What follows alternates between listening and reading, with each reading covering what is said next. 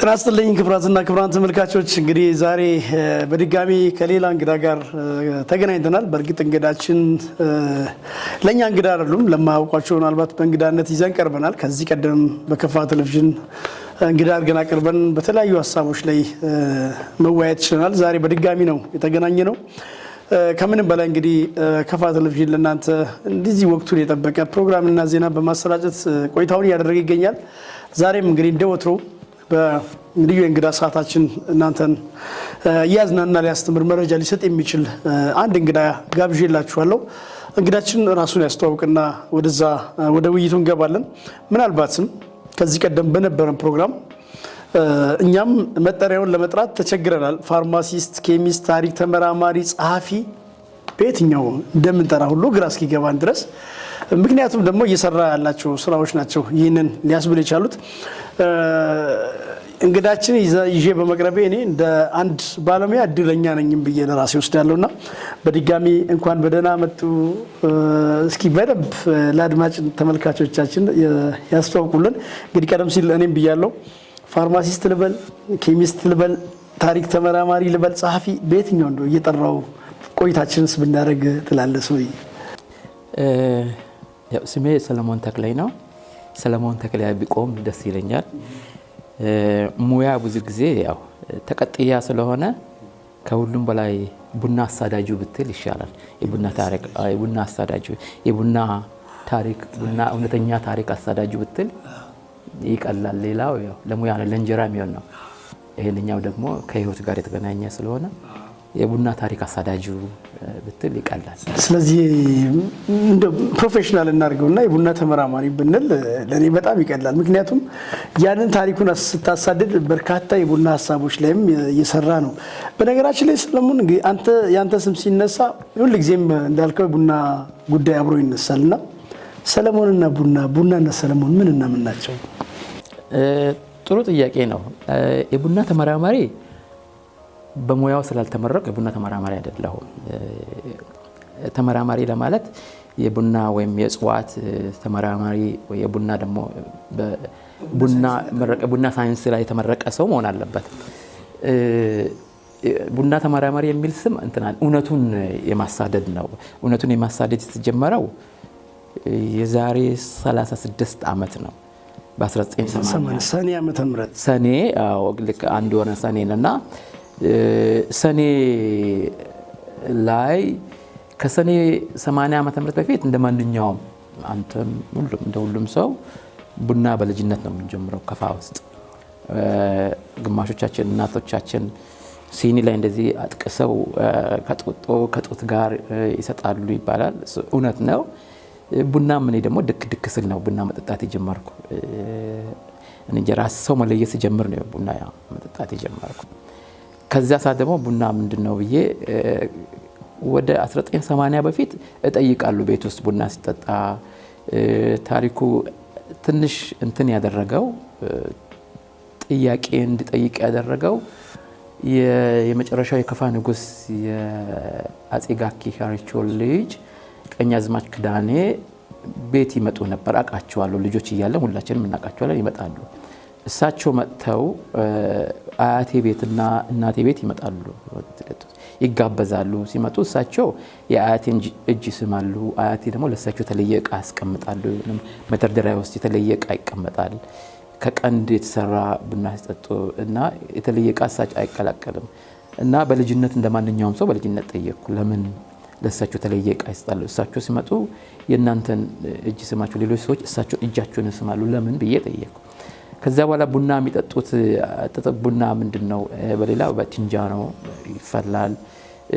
ዝም ብዬ አያቴ ቡና አትጠጣም፣ እናቴም አያቴም ቡና አይጠጡም፣ ግን በየዕለቱ ቡና አፈላሉ። ጥያቄ የጀመረው በልጅነት እናንተ ቡና ሳትጠጡ ለምንድን ነው ቡና የምታፈሉት? እና የቡናን ምንነት ብታቅ በኋላ ስታድግ ታውቃለህ የሚል ነገር ነው። ይሄ በኋላ ታውቃለህ የሚለው ነገር ዝም ብሎ ጭንቅላቴ ውስጥ ተቀረጸ።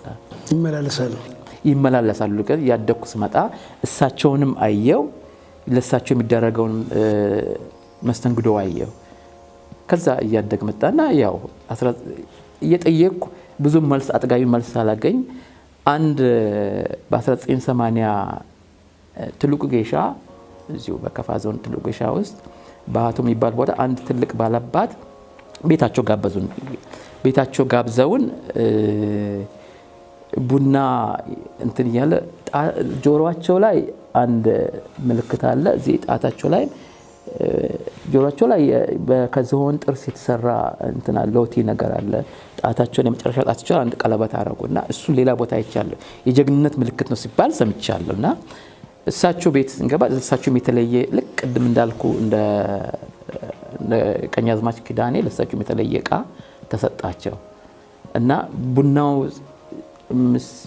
ይሄ የቡናው ስርዓት ሰሞን ሲደረግ አቆላሉ ምናምን አየውና ትንሽ ጥያቄ ልጠይቃቸው ብዬ ቡና ለምንድነው በሸክላ ሳህን የሚቆላው? ለምንድነው በዘንባባ ቅርጫፍ የሚማሰለው? እና ግን ሲወርድ ቡናው በገበቴ ወረደ። የበንጨት ገበቴ በዋንዛ ነው ለብቻው እሱ ወረደ እና የቡናው ጀበናው የተፈላበት አድቦልቡለው ሲጨምሩ አየው እና አድቦልቡለው ሲጨምሩ ከውስጥ ይታያልና ይሄ ምንድነው? ይሄ ስርዓቱ ተለየ ለኔና ለምንድነው ከምግቡ በኋላ እንግዲህ ቡና ጠጡ ብሎ ትልቅ ምግብ ነው የሰጡን። የምግብ ከፋውስ ያየውት ቡና ጠጣ ሲባል ምግብ አብሮ ይቀርባልና ያ ዝግጅቱ ሰፋ ያለ ዝግጅቱና ቡና ሲጠጣ አጠገባቸው ቁጭ ብዬ ከልጅነት ጀምሮ ጠያቂ ነኝና መጠየቅ ጀመርኩና ከዛ ቡና የተጀመረው ጥንት ነው የአባቶቻችን ነው። አንተ ያው ከቦንጋን አይደለም ከቦንጋን ለፍሎ አያቶቻችን በዚህ በታች ይሄዳሉ። ቤት በታች እንግዲህ ትልቁ ጌሻ ከኢሉባቡር ጋር ቅርብ ነው። በዚህ በታች ወደ ላይ ወደ ሰሜን ቡና ሊነግዱ ይሄዳሉና እኛም እዛም ቡና መትከል ጀመርን። ቡና ጓሯቸው ቡና አለ። ቡና ስነ ስርዓት ውስጥ ለምንድነው ለርሶ በቀንድ የሚሰጠው? ለኛ በቀርቃሃ በትንጃሮ ነው የተሰጠና እኛም በሱ ጠጣን። ለምንድነው በትንጃሮ? የትንጃሮ ለምን እንደሆነ በዘንባባ መቆያ ለምን እንደተቆላ በሸክላ ሳህን ለምንድነው የሚታመሰው የሚቆላው የሚለው ነገር ጥሩ ነገር ሰጡኝ። ለኔ ያላሰብኩትን ነገር እንደ ማንኛውም እንደ ብረት ምጣድና በሲኒና እሳቸው ያሉኝ በትንጃሮ ሲሰጥ ቡና ሙቀቱን ሳይለቅ የቡና ውበቱንና ጥፍጥናውን ሳይለቅ ትጠጣለ። በሸክላ ምጣድ ሲቆላ እሳት በስቶ ንብረት ምጣድ እኩል ነው። ያ ውበቱ እንዳለ ነው። የቡናው ቅባት የቡነቱ ቅባት ነው። አሁን በቡና ቀማሾች ቦዲ የሚሉት አለ። የቡና ቦዲ የሚሉት አለ። ውስጡ ላይ ደግሞ እንደ ክሎንጀሪክ አሲድ የሚባል አለ። ካፌኑ አለ። እነዚህ ተጣጥመው ነው የቡና ጥፍጥና የሚሰጠው ቡና ቀማሽ ካፒንግ የሚባለው። እነሱ በባህላዊ ይሄ እንዳድ ከድሮ ከጥንት ጀምሮ የምናደርገው ነው እና የሚማሰለው እንትን ካለ ገበቴ ውስጥ ለምንድነው ከዋንዛ ነው የሚሰራው አለ። ገበቴውና ሸክላ ምጣዱና ትንጃሮ ሙቀቱን አይወስድ። ሙቀቱን መልሶ ሲሰጥ ከወረደ በኋላ ያ የነበረው በውስጡ ያለው ነገር ውበቱ ጥፍጥናው ማይሆነ ያለው እህል ነው እንደ እህል ነው። እሱ ይጣፍጣል አሉኝ። እሱ ትንሽ እንትን አደረገኝ። የእሳቸው ነገር ውስጥ የገባ ከምፈልገው ጥያቄ ጋር ውስጥ የገባ በዛ ቀጠልኩ። ያቺ ጥያቄዋ ድሮም ከምጠይቃት ነገር ጨመረችና ስለ ቡና አጫር ብዙ እንዳቅ እኔ አላሰብኩም። የትንጃሮ የቀርቃሃ መጠጫ ሲኒ እንዳልል ወደ ሸክላ ዶሎ ነው የሚባለው ትንጃ ነው። እሷን መንገራቸው ለምንድን ነው ብዬ ስጠይቅ በእንግሊዝኛው ተርማል ነው። ተርማል ሪቴንሽን ነው። ሂቱን አይወስድም። ሲኒ ስትይዝ የሴራሚክ ሲኒ ያቃጥልሃል። ግን የትንጃሮ ውስጥ ቡና ሲፈላ ካየ ሲፍለቀለቅ ታያለ። ይፍለቀለቃል፣ ቶሎ አይበርድም። ያኔ ቡናውን የወረደውን እንዳለ አይወስድም፣ እንትን አያሳልፍም። የብረት ምጣድም ሲቆላ ያቃጥላል። እኩል እንትና ሲቆላ በእኩል ነው። በሸክላ ምጣድ በሸክላ የተሰራ ሽሮ ወጥ እንደሚጣፍጥ በሸክላ ይጠበስ። አሁንም የትም ፈረንጅ ሀገርም ሌላ ቦታ ብትሄድ ድራም ኮፊ ሮስቲንግ ሮስተሮች የሚቆሉ ሰዎች ውስጡ ሸክላ ነው ያለው። ከዛ ተሞክሮ ከዛ የተወሰደ ነው ለማለት ከዛ ያስደፍራል። በኋላ ላይ ምናልባት እንዴት ከዚህ ወደ ሌላ ቦታ ሄደ የሚለው ማፍላቱ እንዴት መጣ የሚለው ነገር ላይ ከሄደን በኋላ ላይ ከየት መጣ ተሞክሮ የጀመረው ከዚህ ነው። ይሄ እየታየ ሲመጣ ነው በኋላ ላይ ከየመን የመጡም ከፐርሺያ የመጡም የወሰዱ እነሱ ማፍላቱ በኋላ ላይ አውሮፓውያን መጥተው በ16ኛው 15ኛው ክፍለ ዘመን አውሮፓውያን መጥተው እንዴት እንደሚቆላ እዚህ መጥተው አይተው ሄደው ነው ዴቨሎፕ ይደረገው በኋላ ላይ ያሳደጉት እንጂ መጀመሪያ ላይ በመካከለኛው ምስራቅና በግብጽ በኮዳ በማንቆርቆሪያ በብረት በኒኬል ነበር ነገር እሱ ጥፍጥና አውሮፓ ገብቶ ነው አሁን ስለ ቡና ትልቅ የመጣው በተለይ ትልቁን የሚጫወቱት ሆላንዶች ናቸው ሆላንድ ደች በተለይ ቡናንም ለዓለም በመጀመሪያ ወስዶ በማሰራጨቱም ትልቁን ሮል የወሰዱት እነሱ ናቸው ብዙ የንትን ሜልቲንግ ፖይንት የምትባለው እንትን የመን ሞካ የምትባለው ወደብ ነች ግን ቡና ለዓለም በማሰራጨት ትልቁን ሚና የተጫወቱት ሆላንዶች ናቸው ኔዘርላንዶች ሆላንዶች ናቸው ሆላንዶች ብዙ ሰው ብዙ የማይገባው በቅርብ ይመስላል ከ16ኛው ክፍለ ዘመን ጀምሮ ከፋ ድረስ ይመጡ ነበር ምንድነው ማስረጃ የሚል 1980 እሱን ከጨረስኩ ከትሉጌሻ ያጋጣሚዎች ቅንብር ሆኖ ስራ አስተማሪ ሆኜ ተመድቤ ላይ የትንጃሮ ቡታ የሚባል ቦታ ነበርኩ ካሜራ መንጆ ውስጥ ከዛ ደግሞ ወደ ማኪራ ተቀየሩ ማኪራ ላይ ሌላው የታሪክ እንትነች የሚለውጥና ትልቁን ነጥብ ያዝከው ማኪራ የቡና መገኛ መሆኗን እንዳሳድድ ያደረገኝ እና እስከዛሬ ድረስ እስከዚህ ሰዓት ድረስ 36 እንድከተል ያደረገኝ ከጌሻ ያገኘው ታሪክ መነሻ ሆኖ የማኪራ ላይ የገጠመኝ ነገር በግንቦት አንድ ማኪራ ከተማው ላይ ያቺ ዋርካዋ ስር የዛሬ 2 ዓመት አብረን ሄደናል አብረን ላይ ሄደን ነበር አለች ያቺ ዋርካዋ ስር ተቀምጠን ሰዎች አግኝተናል እዛች ዋርካ ላይ ዴጆ የምስጋና ጊዜ ነው በዴጆ የምስጋና ታንክስ ጊቪንግ ነበርና እዛ ላይ ጠርተው አንድ ጋሽጋው አንድ ሽማግሌ ያለው አሁን ያረፉ የዛሬ 2 ዓመት ያረፉ ጋሽ ወልደ ጊዮርጊስ ናቸው ጎርጊስ ሻኦ እሳቸውን ጠይቅ በዛ ሰዓት ጋሽ ወልደ ጊዮርጊስ የ50 ዓመት ናቸው አጎቴን ጠይቅ እሳቸው ናቸው የሚያውቁት አሉና ለእሳቸው አስተዋወቁ አሁን የዋና ባለቤት አጎቴ ያውቃሉ ብሎ በዛች ቀን የግንቦት አንድ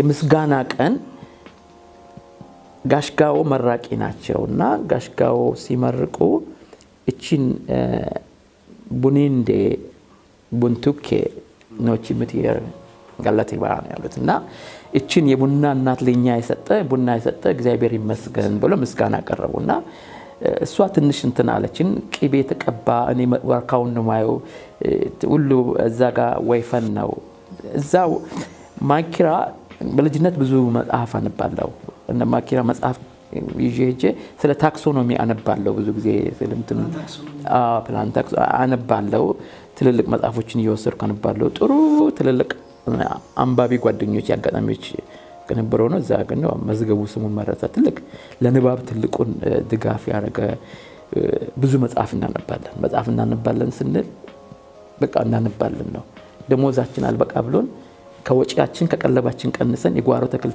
ነበር ለመጽሐፍ ለመግዛት ስንል እሱ መጽሐፍ የጓሮ ተክልታችን ቀለባችን እንዲሆንና ቀለባችን የጓሮ አልምተን ደሞዛችን መጽሐፍ ለመግዛት እሱ አልበቃ እስከምንለን ድረስ ትልቅ እስከዛሬ ትልቁን ለንባብ ከዛ ፊት ባነብም ትልቁን መዝገቡ የሚባል ትልቅ ባሎታይና ካሳው የሚባሉ የመጽሐፍ ግሩፕ አለ መጽሐፍ በጣም እናነባለን እሱን መጽሐፍ በኋላ ላይ 82 ላይ ጨመረ 81 ላይ መዝገቡ አልነበረም እና ይሄንን ጠይቄ በጣም ትልቅ ተርኒንግ ፖይንት ሆነ ለኔ እሳቸውና ተቀጣጠርን እሳቸው ወጆ የት ነው የተገኘው ቡና አልኳቸው እዚህ ነው ብሎ በ81 ዓመት ምህረት ነገሩኝ እዚህ ነው ቡንዬ ሂኒቼ እዚህ ነው አለኛ አምቡን መንደር ነው ቡና የተገኘው አለኝ እሺ ብዬ ጽፌ እንደማስታወሻ ትቼ ሌላ ብዬ ማንበብ ጀመርኩ ከዛ ወሬ ሃይ ስኩል ገብቼ ሰራ አሁን ዝም ብዬ ሃይ ስኩል መንበቡ ለምድ መጣ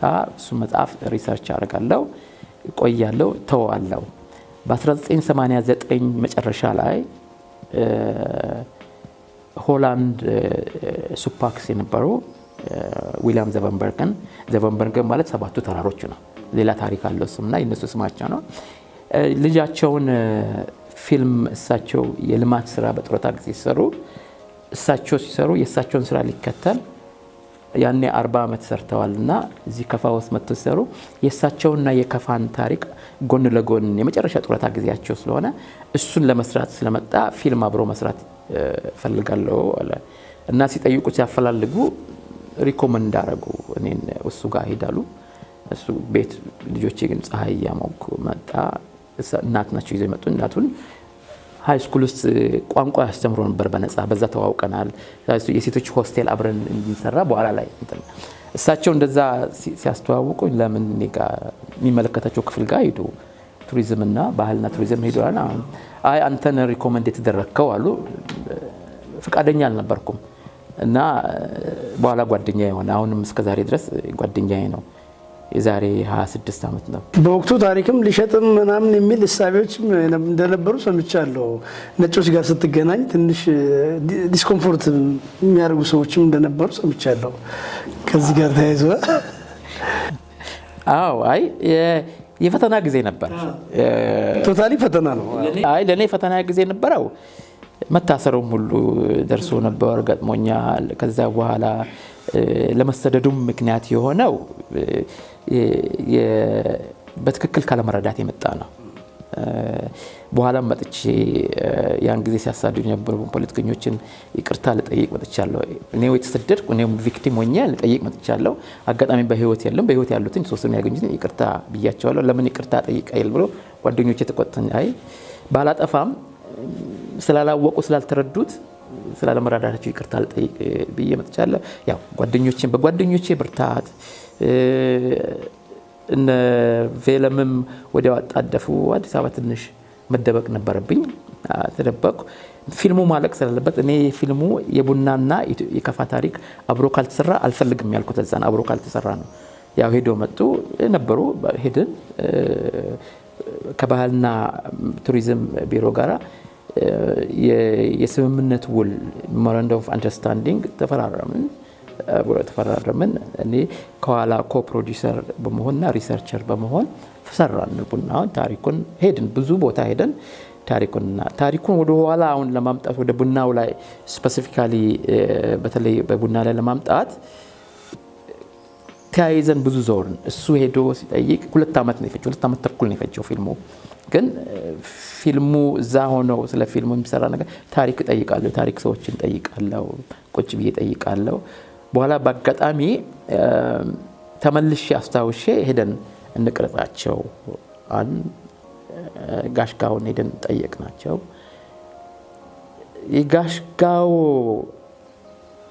መልስና የጋሽጋው በፊልሙ ላይ ትንሽ መጫን እስከዛሬ ድረስ ጽናት የፈጠረችበት ምክንያት አንተንም ከረጅም ዓመት በኋላ ያስለቀሰች ኢቨንት እሷ ነው። አዎ እሷ ጋሽጋው ቡና የት ነው የተገኘው ብዬ ነግሬህ የለ እንደ ከ7 ዓመት በፊት እና እዚህ ቡን መንደር ነው እዚህ ማኪራ ነው ቡን መንደር ነው።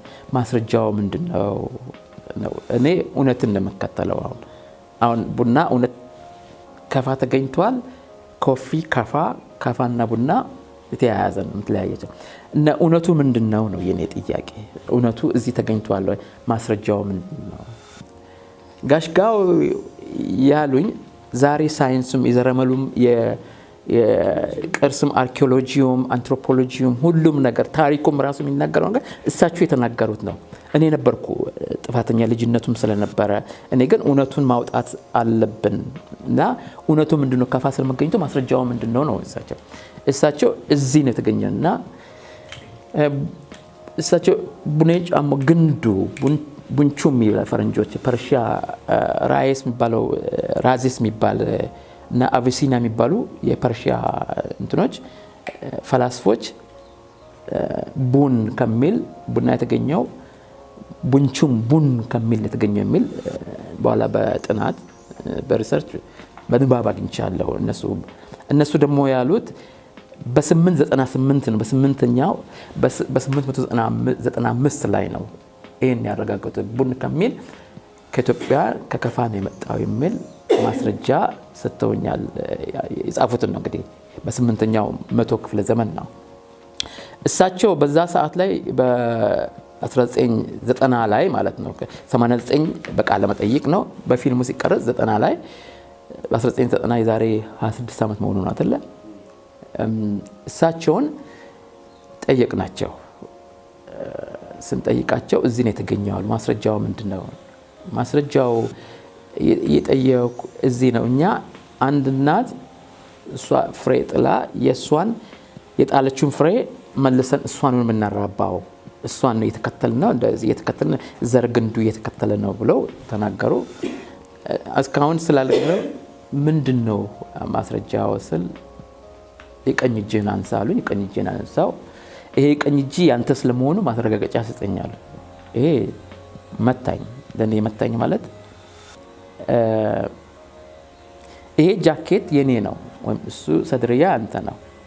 ይሄን ሰድርያ አምጣ ብዬ የኔ ነው ካልኩኝ አንተ ትስቅብኛለህ። ይሄን ጃኬት ኮት አምጣ ብትለኝ የእሳቸው ጉዳይ ይሄ ነበርና የኔ ነው ነገር እንዴት ነው የምትጠረጥረው? ለኔ ምን ፕሩፍ መስጠት የለባቸውም። እሳቸው የሚያውቁት ነበረ። በዛ ሰዓት ነው ብዙ ጊዜ በቅርብም ቬለምን ባለፈው ወር ሄጄ ቃለ መጠይቅ 91 ዓመታቸው ነው። 90 ዓመት አልፏቸው 91 ዓመት ነው ቬለምን እጄ አግኝቼ በቅርብም ስጠይቅ ምንድነው ከዛ ውስጥ መልክዓ ምድሩና የህዝቡ ጥበብ ነው ያሉኝ። የህብረተሰቡ ጥበብ፣ ሽማግሌዎቹ ጥበብ ዊዝደሙ ይገርመኛል እስካሁን። እኔ እሳቸው የአውሮፓውን እኔ ደግሞ የከፋውን ታሪክ ጥበብ ያለን ናቸው። ከቀድሞ ጀምሮ ከጥንት ጀምሮ ያለው በኋላ ላይ የገፋኝ ሲመጣ 1390 እስከ 1897 ነው የከፋ ታሪክ ያለው። የኔ ጥያቄ ነው ከ1390 በፊት ዝም ብሎ ሚክረቾም ይሁን ሌላ ነገር ዝም ብሎ አንድ ቦታ ከዛ በፊት የነበረው ነው። ራዘዝ በ895 ቡንቹም ቡን ያሉት እሳቸው ደግሞ የዛሬ 26 ዓመት ቡኔ ጫሞ ቡንቱክ ቱክ ማለት ከላይ የተመሰጠ ነው እና ቡኔ ጫሞ ግንዱ የመጣ ነው። ዋና እናት ቡኔንዴ ነው የሚሉኝና ከዛ የመጣ ነው። እዚህ ነው የተገኘው ነው። በምንድነው ራሳቸው በመተማመን በሙሉ እምነት ነበር ሲነግሩኝ ነበር። ተጠራጠርኩ ነኝ እና ምንድነው የተጠራጠርኩት? ማስረጃው ምንድነው? እውነቱ ምንድነው ነው? እኔ የምነግርህ እውነት ነው አንተን አላምን ያልከዋሉ። ደጋግሜ መስቀለኛ ጥያቄ ስጠይቃቸው እንባ ተናነቃቸውና ጉሮሮአቸው ሲናገሩ ድምጻቸው እንትን ሆነ እየተርገበገበና ጥሩ ሊሆን አልቻለም። እሷ ተቆርጣ ወጣች። ሁለተኛ ከሳቸው የእሷ ተቆርጣ በወጣችው ጊዜ በቅርብ ያን ጊዜ ከፋ ኮፊ ከከፋ ሄደው ቡና ኮፊ አረቢካ ተብሎ ኮፊ አረቢካ ተብሎ የተሰየመበት ዴልሄር ካምፕ የሚባል ቦታ አለ እና ካርል ሊናኦስ የሚባል ስዊድናዊ ሆላንድ ሀገር መጥቶ በ17ኛው ክፍለ ዘመን ነው እሱ ከአንድ ከፈረንሳይ ደንበኛው የቡና እጽዋት የሚያቀርብለት የእጽዋት ፋዘር ኦፍ ታክሶኖሚ ነበር። የእጽዋት ስያሜ አባት ተብሎ ነው የሚታወቀው። ስዊድናዊ ነው። ስዊድን ሙዚየም አለው። በዓለም ውስጥ ትልቅ ነው ስሙ። ከዛ እንግዲህ እንደ እጽዋትን ታክሶኖሚ ስፔሺስ ጂነስ ፋሚሊ ብሎ የሰጠ ሰው የጀመረው ሰው ነው እሱና የቡና ስያሜ የእጽዋት ስያሜ አባት ተብሎ የሚሰየም ነው። እሱ ከየት አመጣ ብሎ አንዱን ደንበኛውን እጽዋት የሚያቀርብለት ሰካ አይ ከአረቦችን ያገኘው አለ። ምንድነው? ቡና ኮፊ I got it from Arabs ሲል ኮፊ አረቢካ ብሎ ሰየመ። እሷ ላይ ግን ሶል እንመለስ። በጣም ወሳኝ ፖይንት ስላላት በዚህ አጋጣሚ አንተ ሆላንድም ኔዘርላንድም አፍሪካ ውስጥ እዚህ ደቡብ ሱዳን ድረስ እነ ቡንቱ ተራራ አካባቢ ከዛም አልፎ ኡጋንዳ ድረስ ከዚህ የጀመርኩን ታሪክ ፍለጋ እዛም ድረስ ሄዳል። እንደውም ስሰማ ኮፊ አረቢካ ዝርያውን እዛም አግኝታል። ሁለተኛው ደግሞ የመጣበት የኮፊ አረቢካን ጉዳይ ባለፈው አንተም በጽሁፍ እንዳጋራህን በማህበራዊ ሚዲያ ላይ በተለይም በቅርቡ የእናቴን ስሟን መልሱልኝ ስትል የጠየካቸው ሰዎች አሉ። ይህንንም ስትጠይቅ የእናት ስም እንግዲህ ምናልባት ወላጅ እናትህን እንዳይደለ የዓለም ሕዝብ እንዲረዳው ስለምፈልግ የእናት ስም የተነጠቀበት ያ ተርኒንግ ፖይንት ነው ያሁኑ ይመስለኛል። እና እስኪ ስለሱ እናውራና ከዛም በኋላ በዛም ወቅት ደግሞ ዶክተር አሮን ዴቪስ ጋር ቤታቸው ድረስ ተጋብዘ እንደሄድክ ዶክተር አሮን ዴቪስ ደግሞ ከግብዣው በኋላ አንደኛ ምክንያቱም መጠየቅ ፈልጋለሁ አንተን ዶክተር አሮን ዴቪስ በምን ምክንያት አድርጎ ነው ከረጅም ዓመት በኋላ አንተን አይዶን ራቲውን ምሳ ጋብዘውሃልና ግብዣው የተጠራህበት ራሱ ሪዝኑ ምንድነው? ምክንያቱ ምንድነው? ከዛም በኋላ የዶክተር አሮን ዴቪስ አንተን ወስዶ ለብቻ አንዲት ነገር ሹክ ብለዋል በጆሮ ምንድነው እሷ ነገር? ማለት ነው ክቡራን አድማጮችም ተመልካቾችም በደንብ እንዲያውቁት ስለምፈልግ። ጥሩ ጥያቄ ነው። ዶክተር አሮን ዴቪስ በጣም በዓለም ላይ ከሚከበር የቡና ስለ ኮፊ አረቢካ ላይ ዘረመል ጥናት ትልቁ ሰው ስሙ ሲጠቀስ ስለ ኮፊ አረቢካ ሲነሳ ስሙ አብሮ የሚነሳ ነው። አብሮ አጠገብ ለአጠገብ ነው። ከሱ በፊት የነበሩ አሉ ላሽመር ሊባኖስ ፐርሲልቪያ የጅማ እርሻ ምርምር የከፈቱ ሰው ፍሬድሪክ ሜየር የሚባሉ አሉ። እሱ ፍሬድሪክ ሜየር የዛሬ አሁን አርፏል። በጣም ትልቁን የዞርን ፔሪሲልቪያ እዚህ ኢትዮጵያ ውስጥ ያለውን በሙሉ አፍሪካ ውስጥ ያለውን ቡና በዓለም ላይ ያለውን ሁሉ ቡና ለቅመው ዘረመል የሚያጠኑ ናቸው። ጂምፕላዝ ይላሉ እና ከዛ ከዘረመል ይወሱ ያጠኑ ናቸው። ቡና በሽታ ሲመጣ ለቡና በሽታ ሲቢዲ ኮፊ ቤሪ ዲዚዝ የሚባለው እሱ ነው። ወደዚህ ጅማ እርሻ ምርምር እንትን ፋኦ እና ባለስላሴ ጊዜ ከፋኦ ጋር በመተባበር ፍሬድሪክ ሜየር ነው መጀመሪያ ላይ ፔሪሲልቪያ ነው ምርምሩን ያደረገው። እዚህ አሞራ ገደል የሚባለው ጋር እዚህ ማኪራ ጋዋታ ጌሻ ቅድሞ ጋር ላምጣልና ዶክተር አሮን ዴቪስን ያውን ይጠየቀኝን መልስልና ወደ ኋላ እንደገና ወስደሃለሁ። የጌሻ ቅድም አባት ያልኩ አባት ጋር በዓለም ላይ አሁን ትልቁ ቡና ዋጋ ከሚባል የጌሻ ቡና ነው። ጌሻ ቡና አሁን በጥርኝ የተጸዳዳችውም ትልቁ ቡና ነው ሎቶክ የሚባለው እሱም እንደሚባል ሁሉ የጌሻ ቡና ከዚህ የጌሻ ትልቅ ነው ዘሩ የሄደ ቡና። አሁን ተሰብ ብሉ ማውንቴን የሚባል ቡና አለ በጣም ጃማይካ በጣም ትልቅ ዋጋው ትልቅ የሚሸጠው። የሐረር ቡናም አለ። የሐረር የሚለውን በኋላ ላይ መጣሉ ሁሉንም አንድ ላይ አሁን ሹካለኝ ያልከን የአሮን ዴቪስ ያው አንድ ዝግጅት ነበረው። ዶክተር አሮን ዴቪስ በጥቅምት ወር እዚህ ዲላ ሁሉ አለ ሁሉ ጊዜ ይመጣል። እዚህ ኢትዮጵያ ውስጥ መጥቷል። ከፋ ውስጥ መጥቶ ቡና ወስዷል። ለምርምር የሚያደርግ ሰው ነው። በጣም ከማደንቀው እሱ ማዳጋስካር ደሴትን ተቀል ማዳጋስካር ውስጥ ጫካ ውስጥ 17 ዓመት እየተመላለሰ ሰርቷል። አዳዲስ የቡና ስፔሺስ አይቷል። ከፋ ውስጥ 5000 የቡና ዝርያ አለ። 5000 ነው ያለው። እነሱን ሁሉ ያጠናል። አሁን እሱ የዛሬ 16 ዓመት ቦታኒካል ኪው ጋርደን ቦታኒካል ኒው ኪው ጋርደን ይባል ለንደን ውስጥ አለ የጽዋት ጥናት ምርምር የዛ ቶፕ ሪሰርቸር ነው። እሱ ይታወቃል። በዓለም ላይ ይጠይቃል። ከ16 ዓመት በፊት አግኝቼዋለሁ እዛ ፍለጋሴ እዛ ኪው ጋርደን የሚባል ውስጥ እዛ አግኝቼዋለሁ እና እዛ አግኝቻለሁ ብዙ ጊዜ ላገኘው። ከዛ በኋላ መልእክት እንገናኝ ይመልሳል። ጥሩ ሰው ነው እንደውና እንገናኛለን ማደረግና ከሱ ጋር አብሮት የሰራ እሱን ይጠይቃልና እሱ ያደረገውን ሪሰርቾች በሙሉ አነብ ነበር። ማንንም የቡና ተመራማሪ በጽዋት ለማድረግ ደን መከላከል ላይ አሁን ዲፎሬስትሬሽን ደን እንዳይባክን ትልቁን በዓለም ላይ ካሉ ሰዎች ከሚባሉ ሰዎች የሚጠቀስ ነው። አሁን አዲስ የደን መጥፋትን መከላከል የሱ ፕሮፖዛል ለአውሮፓ ዩኒየን ያቀረበው ነው። አሁን እየቀረበ ነው። ይሄንን ሶዋስ የሚባል ስኩል ኦፍ ኦሪየንታል ኤንድ ዩኒቨርሲቲ ውስጥ ያቀርባል ፔፐር ያቀርባልና አንድ ጓደኛ እንደዚህ ያቀርባል ብላን በዛ ሰዓት ላይ ወደ ሆላንድ እሄድ ነበር። ሆላንድ የሚሄደው አንድ መጽሐፍ ከዛሬ 30 ዓመት በፊት የሚከተለው መጽሐፍ ነበር። በ1926 የተጻፈ መጽሐፍ እነ ቬለም አለን ብለውናል 3 መጽሐፎች አለ ብለዋል እና እሱን እያሳደድኩ ባለ ሰዓት ላይ የመጣ አይ ቅድሚያ የምሰጠው ያው ቅድም አንተም እንዳልከው እኔ ስራዬ ማሳደድ ነበር ለዚሁ ላይ ከስራዬ በተጨማሪ ጎን ለጎን የቡናን ታሪክ ነው ማሳደድ እውነቱ ምንድነው የሚል ሳሳደድ እሱን ለሄድ ስል ይሄኛ ወጣ ሆላንድ ደርሼ በመጣው በበነጋው እሱ ነበር ለንደን ውስጥ ነው ተሳተፍኩ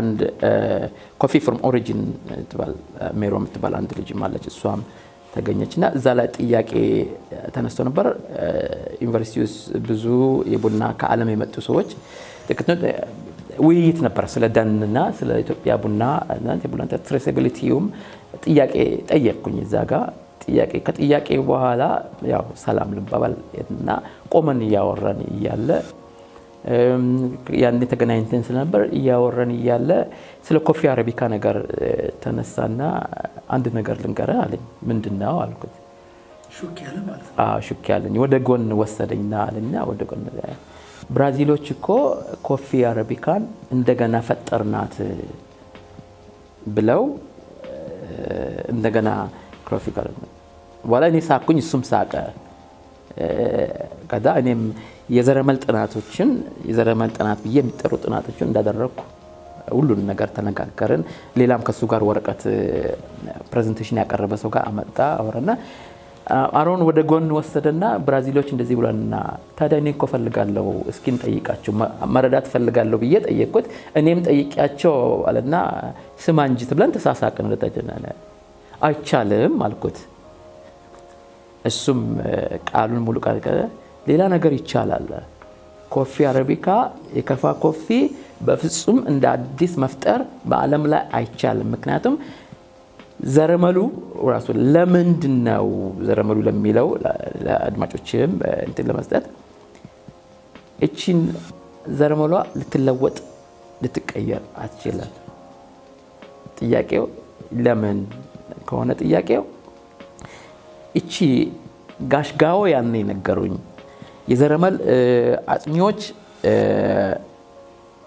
ሱፐር ፕላንት ነው የሚሏት ሲንግል አንድ ጊዜ ነው የተከሰተችው አንድ ጊዜ ክስተት ነው የተከሰተችው እና አሎተ ፖሊፖሊፕሮይድ ነው የሚባለው ራሱን በራሷ ተዳቅላን የተገኘችው አንድ ጊዜ የተከሰተ ክስተት ነው እና እንደገና እሱ በዛ ክስተት ውስጥ የተደረገ ነገር ነው ወደ ሃይማኖቱ አይወሰድብኝና ጥሩ እንትን ሊል የሚችለው ሊገጥምና ሊጣጣም የሚችል አቅልሎ አንተ መሳሳይ ታሪክ ለመስጠት በሰውኛ ወደ በእምነት ደረጃ እንዳይወሰድ ነው አዳም ተፈጠረ በቃ ከአዳም ከጀርባው ላይ ሔዋን ተፈጠረች ጎናለ አዳም እንደገና አይፈጠርም ክስተት ነው እግዚአብሔር ሆነ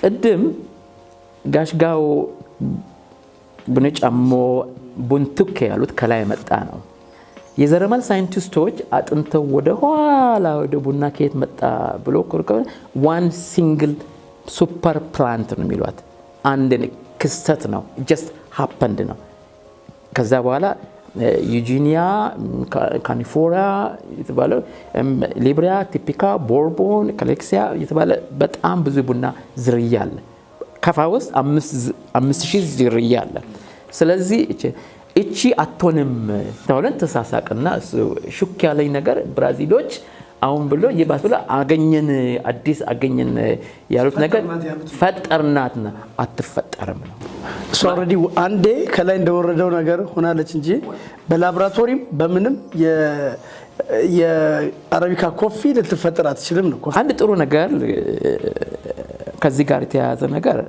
ልትፈጠር ማትችለው የዓለም የቡና ሪሰርቸር ዋናው ኮስታሪካ አለ ጂም ፕላዝ አሁን ለምሳሌ ኔስል ላቫንቴ ኢሊ የሚባሉ ትልልቅ ቡና ካምፓኒዎች አላቸው ላቦራቶሪ አላቸው ቤታቸው ላይ እንትን የዘረመል ያስቀምጣሉ እንደ ቲአር ቦር አይነት ኢንተርናሽናል ኮፊ ሪሰርቸሮች ትልቅ አላቸው እነሱ ምንድነው የሚያደርጉት ቡና በሽታ ሲገጥማቸው በሽታው የሚቋቋም ከኮፊ አረቢካ ይወስዱና ሌላ ቡና ይቀላቀሉና ሃይብሪድ ማዳቀል የዝርያ ማሻሻል ወይ ሙሉ ብዙ ምርት የሚሰጥ ወይም ደግሞ በሽታ የሚከላከል የአየር ንብረታን ለዚህም ነው አሁን የቡና በሽታ መጀመሪያ የታየው በ1929 ላይ ኬንያ ላይ ተከስቶ ነበር እሱ ወረርሽኝ መጥቶ ነበርና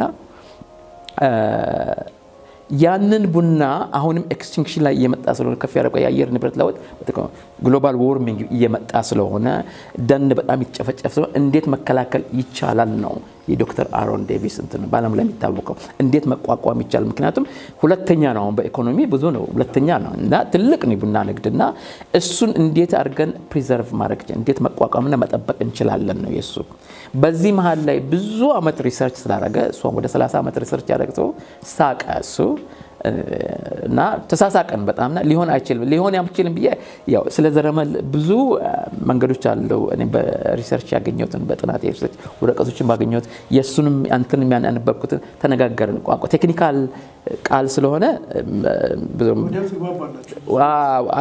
RAPD RFL SNP CRISPR ማለት ዘረመል ውስጥ አንድ ዘረመል እንደዚህ ያወጣ በእንትን እሱን ቆርጣ አስገብተ እንደገና ሌላ ማስገባት ማለት መለወጥና አሁን እንደዛ የሚደረግ አሁን ላይ ለምሳሌ አቮካዶ ዘር ማሻሻል ምናምን እንደዛ ይሰራል እንደዛ ማለት ነው እንደሱ ይከሳ እሱ የሚከደ በዛ ላይ ተሳሳቀን እሱና ጥያቄ ያነሳውትን ጥሩ ጥያቄ ነው ጥያቄ እንዴት እናገን ትሬሰቢሊቲ ይሄ ወደ ኋላ ተከትሎ ወደ የት እንደሚገኝ አንዳንድ ቡና ይጠፋል ባልተገባ መልኩ የሚወጣልና በዛ አወራን ግን ኮፊ አረቢካ እንደገና ልትፈጠር አትችልም በሚል ዶክተር አሮን ዴቪስ ጋር ተስማማን የሚወጣውን ወረቀት እየጠበቅን ነው ወጣም ወረቀት እሱም ቻሌንጅ አድርጓቸዋልና ሊሆን አይችልም እሱ ላይ ግን አሁን ሶልዬ እንደው ካነሳ ያቀር እንግዲህ በታሪክ ሂደት ውስጥ ስም ይነጠቃል ስም ይመለሳል የሚል እምነት አለኝ ለምሳሌ ኢትዮጵያውን ኮፊ አረቢካ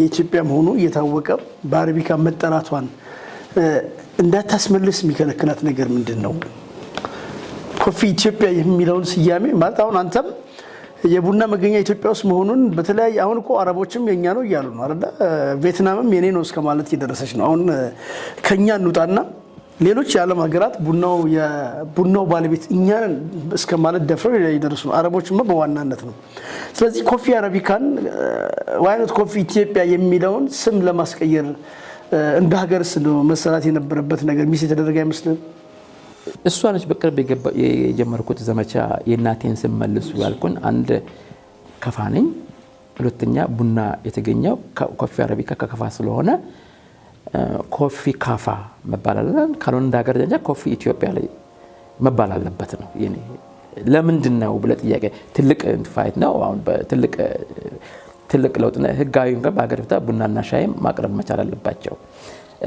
ብዙ ጊዜ ከየመናውያን ጋር ከግብፃውያን ጋር ከቱርኮች ጋር ተገናኝቼ ብዙ ውይይት አድርጌያለሁ ብዙ ማስታወስ ከሚያቅተኝ ድረስ ቀደም የጠየቀው አለ ዩጋንዳ ሄደ ወደ ቦማ ተራራ ነው ሳውዝ ሱዳን ውስጥ ሪሰርች ሲደረግ በቡና ኮፊ አረቢካ ትልቁ ከኢትዮጵያ ይልቅ ቀድሞ የሄደው ኮፊ አረቢካ ውጭ ሀገር ነው አሁን ኢትዮጵያ ውስጥ ሳይስፋፋ ውጭ ሀገር ላይ ማስረጃ አለ ማስረጃው ምንድነው የአርኪኦሎጂና የዘረመል ዘሩን ተከትለ መቼ የት እንደሄደና አንድ ጊዜ አሮን ዴቪስ የዛሬ 10 አመት ከጓደኞቹ ጋራ ከዓለም የቡና ተመራማሪዎች ጋራ ደቡብ ሱዳን ውስጥ ሄዷል እኔ ደግሞ እሱን ሳላቅ የዛሬ 10 አመት ደግሞ ዩጋንዳ ሄጄ ኮፊ አረቢካን ቀደም የጠየቀው ጥያቄ እከተል ነበር ቡና ከየት ነው የመጣው አንድ ጥሩ ታሪክ እንዴት ዩጋንዳ እንዴት ዞሮ መጥቶ ሌላው ቢቀር እንዴት እዚህ አጠገብ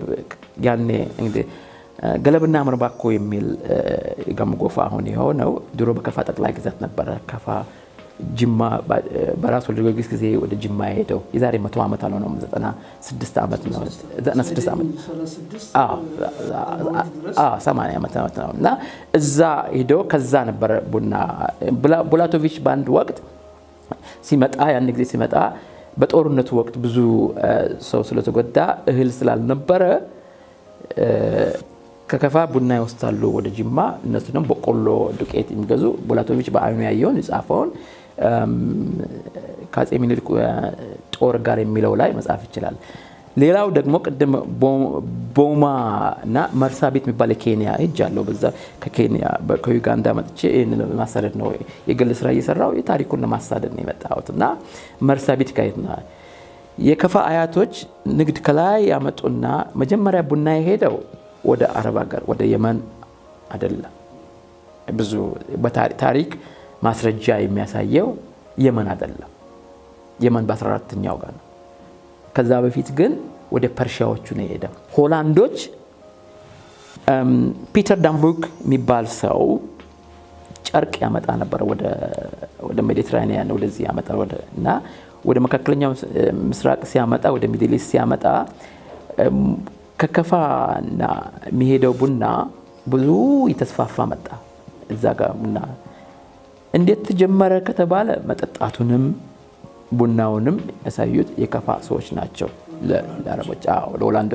ሆላንዶች ማስፋፋቱን ለአረቦቹ ያሳዩዋቸው ማለት ነው። እሱን ሲያዩ ሆላንዶች ከዛ ቡና ፍሬ ወስደው ወደ ታች ተከሉ። ማላባር ወሰዱ። ማላባር ወስደው ጃቫ ኢንዶኔዥያ ተክለው እሱ እንደገና እያመጡ ፈረንሳይ ውስጥ እንደገና ከሆላንድ ቀጥሎ ፈረንሳይ ውስጥ እንደዚህ እጽዋት ማረፈት ነው። የሆላንዱ ከንቲባ ለንጉስ በዛ ሰዓት ላይ ነው ሉዊስ ለፈረንሳይ ንጉስ አንድ እንትን ሰጠ እና ሲተክል ሞተች። እንደገና ሰጠ ሲተክል ሞተች። በዚህ ሰዓት ይሄ እንግዲህ 16ኛ አልፎ በ17ኛው መሃልና በ1739 ነው ካርሊናውስ ኮፊ አረቢካ ብሎ የሰየመው ደንበኛው እጽዋት ሲያመጣ። ይሄውን ነው ነገር ከዛ ቀደም ብሎ ነው በ16ኛው ክፍለ ዘመን ነው ፈረንሳዮች ቅኝ ግዛት አላቸው። ወደ ካሪቢያን ጋር ቅኝ ግዛት አለባቸው። ሆላንዶችም አላቸው። እንግና ዌስት ኢንዲስ ኤንድ ኢስት ኢንዲስ ይባላል። ኢስት ወደ ምስራቅ ነው። ኢስት ኢንዲስ ቪኦሲ የኢስት ኢንዲስ ነውና ከዚህ ከህንድ ጋር ቦታ ወስቶ ከፖርቹጋል መጀመሪያ ከፖርቹጋሎች ያስለቀቁት በኋላ እንግሊዞችም አሉ። እነሱ ያራቡና እንግሊዝ ከፈረንሳይ እና ከሆላንዶች ቀጥሎ ነው ቡና ማስፋት የጀመረችው። ሆላንዶች አምጥተው እነሱ ይሸጥ ጀመረ። ከዛ የፈረንሳዩ አንድ ደሴት አለች ማርቲኒክ የምትባል ደሴት። እሷ ጋር ደብሊው ኪው የሚባል ሰው በመርከቡ ከዘራፊ ከወጀብ ምናምን ተከላክሎ ማርቲኒክ ወስዶ ተከለ። እሱ ከዛ ሲተክል አንዷን እያራባ እያለ ጥል ተነሳ። በማን በፈረንሳይ እና በሆላንዶች መሃል ላይ ጥል ተነሳ እና ፍሬንች ጊኒ and ዳች ጊኒ ይባላል። እና የዳች ማለት ሆላንዶቹ ሱሪናሞች የሚኖርበት ነው። ሱሪናም የሚባል ቦታ ነው። እነሱ ሁለት ዲፕሎማቶች ሁለቱ ሲጣሉ ከዛ ጋር የብራዚላዊ ዲፕሎማት ሄደ አስታርቃቸው ተብሎ እሱ መጥቶ ለማስታረቅ እንተናልና ትንሽ ዲፕሎማት ሆኖ ያስታረቀ ያለ የፈረንሳዩን ዲፕሎማት ሚስት በፍቅር አጥምዶ ከዛ የአበባ ቅፍ ሰጠች። እሷ ለሱ በአበባ ፍቅር በድብቅ ሰጠችው። አበባ ቅፍ ውስጡ ቡና ችግኝ ነበር። እሱን የቡና ችግኝ ወስዶ በሚስጥር ነው የወጣው ከፍሬንች ጊኒ የሚባለው ከማርቲኒክ የምትባል ቦታ በድብቅ ወስዶ የብራዚሉ ስሙ ማን ነበር? ፍራንሲስ ፓየቶ የሚባል ነው። ፍራንሲስ ፓየቶ የሚባል ሰው በ1715 ወሰደ። በ1723 ላይ እንደምን ጠፋች እንደምን አልከው ፓራ የምትባል ቦታ አልካ። ከዛ ወደ ዲጄኔሮ ወደ ላቲን አሜሪካ የመጣው ነው።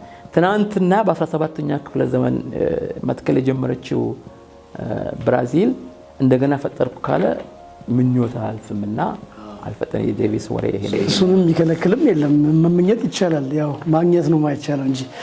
ክብራትና ክብራን ተመልካቾች እንግዲህ ከታላቁ ሰው ሰለሞን ተክሌ ወይም በቅጽል የምናውቀው ሰለሞን ጸለሌ ጋር ቆይታ እያደረግን ነው። በርካታ ሀሳቦችን እያነሳን ቆይታ እናደርጋለን። እንቀጥላለን። አፍታይ ሙዚቃ ቆይታ ወስደን ተመልሰን እንገናኛለን። ፍጹም ተሾመ እያዘጋጀውኝ ነው። በካሜራው አበዛሽ በቀለ እንዲሁም አቤል ተስፋዬ ከኛ ጋር ቆይታ እያደረጉ ነው። ስቱዲዮ ያሉት ሌሎች ባለሙያዎችን ሳንዘነጋ አንድ የቡና ሙዚቃ ተከታትለን ተመልሰን እንገናኛለን። እሺ ሶል ሌላው እንግዲህ ምናልባት ብዙ ሀሳቦችን እናነሳለን ከምላቸው ነገሮች መሀል ባለፈው ለንደን ላይ አንድ ኢቨንት አስተናግደሃል። አጋጣሚ ሆኖ በከፋ ቴሌቪዥን የሚዲያ ሽፋንም ሰጥተናል። ዜናውን አውርደን ማለት ነው። ለንደን ላይ የወፍ ዘራሽ ዶክመንተሪ ፊልም አስመርቀሃል። በአጋጣሚ ሆኖ ዶክመንተሪው ላይ ያሉትን ሰዎች ብዙዎቹን እናውቃቸዋለሁ። እንደው ወፍ ዘራሽ ፊልም እንዴት ተዘጋጀ? ለንደን ላይ ተመርቋል። በእርግጥ ያው አንተም በወቅቱ እዛ ስለነበርክ ሊሆን ይችላል እዛ የተመረቀውና እንደው የሚያጠነጥንበት ሀሳብ በእርግጥ ያው የሚታወቅ ቢሆንም አንተ በደንብ ብታስረዳልን እና መቼ ነው የተሰራው ይህ ዶክመንተሪ? ወፍ ዘራሽ ፊልም የተሰራው በዚህ አጋጣሚ አዘጋጆችን ዳይሬክተሯን ሲልቪያና ፕሮዲውሰሩን አንተነህን በጣም በዚህ አጋጣሚ ለማመስገን ወዳለሁ። ያኔም አመስግናል። በነገራችን ላይ እሱንም የዜናው ሽፋን አድርገን አመስግን ያለው እነሱን ልፋትና የተሰራ አሁን ቁጥር 3 ዓመት ሆኖታል። የመጀመሪያ መጥተው ፊልም ብለው እዚህ ያሉትን መስፍን ተክሌን ነፍሳቸውን ይማር ጋሽ ሊጎክስንም እሳቸውንም ጠይቀው ንጉሴን ጠይቀው ብዙ ገበሬዎችን ጠይቀው ፍጹምን ስለ ማረም ስለ ንብ ነው ዋናው የሚያጠነጥነው ስለ ቡና መገኛና ቡና መገኛ ጋሽ ሊጎክስ በጣም ጥሩ አድርገው ነው ቡን እንዴ ጫሜ እንዴ ብለው እናት የቡና እናት እቺ ነች ብለው ሳይንሱም ሱፐር ፕላንት ሲንግል ሱፐር ፕላንት የሚላትን አሁን እዚህ ጋር እንትንም አሁን ቀደም ከገለጽኩልህ ሞታ እንደገና ስለዳነች ብራዚል ውስጥም ኖብል ትሪ ነው የሚሉት። ምክንያቱም ኖብል ትሪ ይላታል በጣም የተከበረች ዛፍ ነው የሚሉት የቡና ዛፍ የሚሉትና እሱ ላይ ያጠነጠረ ነው። የቡና ዘረመል እንዴት እንደሚሰራጭ በሽታ መቋቋም እንደሆነ ስለ ንብ መጥፋት ስለ ደን መጥፋት ስለሆነ አዌርነሱን ለመጨመርና ቡና ከየት ተነስቶ እየደረሰ የሚል ነው። አንዱ ደግሞ ቡኔ ካፎች እዚህ ቡንካላ ይባላል። ስለሱም እንዴት እንደሆነ እሱንም እዛ በፊት እንደሚያየውት መጥተው ከእንትን እዚህ ቀርጸው ከሄዱ በኋላ ልክ ቀርጸው ከተመለሱ በኋላ የመጀመሪያው ላይ እኔ አላገኘነው መስፍንና አግኝተዋቸው እዚህ ካደረጉ በኋላ ፊልሙ ወደ ስቱዲዮ ገብቶና ቴክኒካል ስራና ሁለተኛ ዙር ሲያስፈልገው አገኙኝና ጠየቁኝ። ስለ ቡና ሰዎች ስልክ ሲያፈላልጉ አገኙኝ። በኋላ ፉናውን አቅጣጫውን ማሳየትና ሞር የሪሰርች ነገር መደረግ ነበር። በሪሰርቹ እንደ ሪሰርቸርም እንደገና ደግሞ ወደ መተርጎም ላይም ገባውና በቃ ብዙ ነገር አብረን ሰራን። በኤዲቲንግ ላይም እንዴት እንደሆነ ጥያቄ ምን እንደሆነ ሁሉን ነገር አብረን ሰራን። ተጀምሮ እስኪያልቅ አብረን ሰራ። ሁለተኛ ዙር ሲመጣ እዚህ ነበርኩ ዛሬ 2 ዓመት። ሁለተኛ ቀረጻ ላይ ሲደረግም ያው የሚያስፈልጋቸውን ሁሉ እርዳታ ደረገ። ቦንጋ ዩኒቨርሲቲ በዚህ አጋጣሚ ማመስገን እወዳለሁ። ሁሉንም እዚህ የነበሩት በጣም ቀና ሆነው የጅማ እርሻ ምርምር የነበሩ ዶክተሮችም ወደ አዋሳም የነበሩ እንትንም በጣም ጥሩ ቀና ሰዎች ነበሩ። እነሱ አደረጉ የነሱን ጋይድ ማድረግና ስለ ቡና መገኘት ላይ እና ቡና ከየት ተነስቶ እንዴት እንደሆነ የቡና ዝግጅቱ ቡናን እንዴት መከላከል እንደምንችል ወደፊት ቡና ከመጥፋት ምን ማድረግ እንደምንችል ዝግጁነትና አዌርነሱን ለመጨመር ነው። ያው በመግቢያው ላይ ኢትዮጵያ ኤምባሲ በለንደን ዩኬ እነሱን ማመስገን ፈልጋለሁ በይፋ እነሱም ጠይቄ በእነሱ አዳራሽ ነው እነሱ አዳራሽ እዛ ላይ ተመረቀው ብዙ ስለ ቡና የሚያውቁ ፊልም አዘጋጆች ቡና ላይ ጥናት ያደረጉ ስለ ቡና ማወቅ የሚፈልጉና ጋዜጠኞች ከቢቢሲም ከጋርዲያን ከሲኤንኤንም ዘ ኢኮኖሚስት በተለይ መጥተውና ጠይቀው ጥያቄ ጠየቁ። መጨረሻ ላይ ተነስተህ ስለ ቡና አስረዳሉኝ። ለትንሽ ደቂቃ ሆነ አጋጣሚ ጥያቄ ተነስቶ ብዙ ነበርና በጣም ደስተኞች ነበሩ። ስለ ቡና መገኛ ከፋ መሆኑን ማስረጃ የተደገፈ ጥናት ሳድርግ እንደነበረ ለምን ቆየ ለምን አሳነስክ ነው ስለ መጽሐፍ አነሱ ይደርሳል እንዳውም ቆየ የሚላለው እዛ ላይ ጥሩ ሊገባቸው በሚችሉት ነው ግንዛቤ እውነት ላይ ተመሰረተ ማስረጃ ላይ ተደገፈ ግንዛቤ ማስጨበጥ ነበር እሱን በተሳካ ሁኔታ ነበር። አሁን እኛም በወቅቱ ይሄንን ሽፋን ስንሰጥ ብዙ ሰዎች ደስ ብሏቸው እንደው የፊልሙን ቅንጭብጫቢም እንድንለቅ አሰቡን። ነገር ግን እንትኑን ለማውረድ ራሱ በጣም በሴኩሪቲ ሃይፕ እንትን ፓተንቱም በሴኩሪቲ በጣም የተጠበቀ ነውና ምን ያክል ለጉዳዩም ትኩረት እንደተሰጠው መመልከት ይችላል።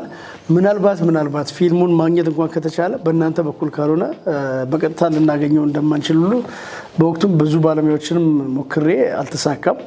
ስለዚህ ለወደፊት ያው እኛም ፊልሙን ስናገኝ ለተመልካቾች የምናደርስበት ይሆናል በእናንተ በኩል ማለት ነው። ምክንያቱም ተመልካቾች ያንን ነገር ይፈልጉታል። ዜናውን ባሰራጨነው ማግስት ብዙዎች ሪኩዌስት አቅርበዋል፣ ጥያቄ አቅርበዋል። ይህ ፊልም ማግኘት ብንችል በእናንተ ሰዓት ላይ ፊልሙን ብትለቁልንም አይነት ስላሉ የሰጠነው ምላሽ ምንድነው ምናልባት ለወደፊት በእናንተ በኩል ፊልሙን ስናገኝ ልንለቅ እንደሚችለው በእርግጠኛነት እናንተም ትተባበራላችሁ የሚል እምነት አለኝ። ሌላው ሶል ዛሬ ከተገናኘን አይቀር ማነሳው በጣም በሚገርም ሁኔታ እንግዲህ ለመረጃ ስታሰባስብ ብዙ መጽሐፍቶችን እያገኘ ነው።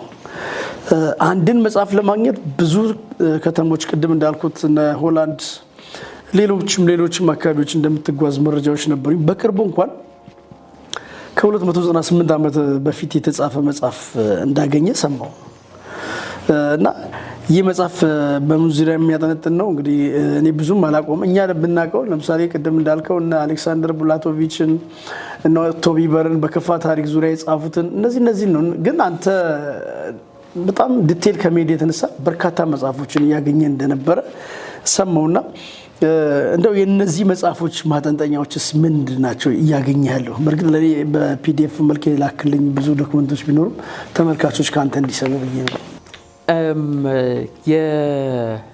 ልክ ነው። ከገባው በኋላ በተለይ ላለፉት 23 ዓመታት ሙሉ በሙሉ ጠልቄ ነው የገባሁት። የኔ እውነትን ፍለጋ ነው።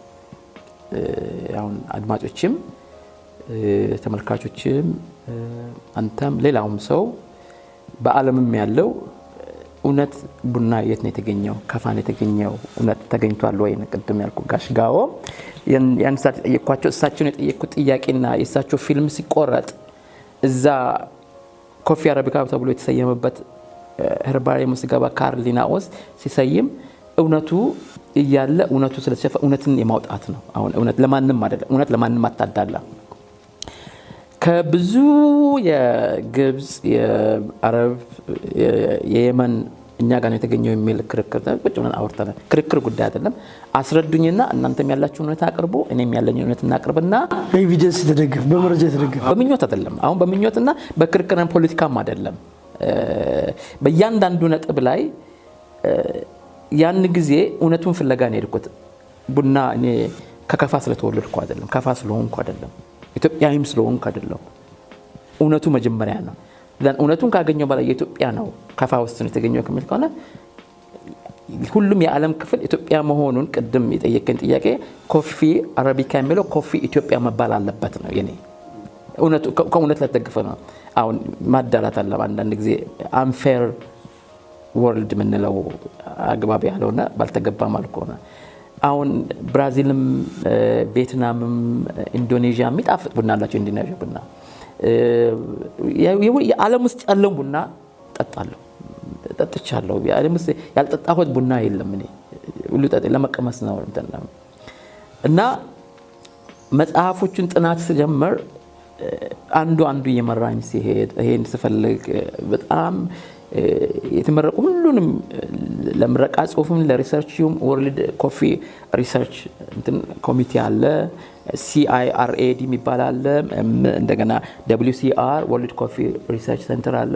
ኮስታሪካ ነው ዋናው ትልቁ ያለው የሁሉም ያለውና እነሱን በጣም ስማቸው መጠቀስ ከሚገባቸው ሰዎች አንደ በኖይት በርትራንድ የሚባል የኮፊ ወርልድ ኮፊ ሪሰርች ዳይሬክተር አለ። ያላደረገው ጥናት የለም። የፈለከው ካቱራ የሚባላል ሁሉንም ሪሰርቸሮችን ወረቀቶቻቸውን ጽሁፎቻቸውን ሁሉንም ነገር ጆርናሎች አንባሉ አሁን ምንም ባለመወሰን ባለማሰብ ነው ማነበው ዝም ብዬ የምከተለው።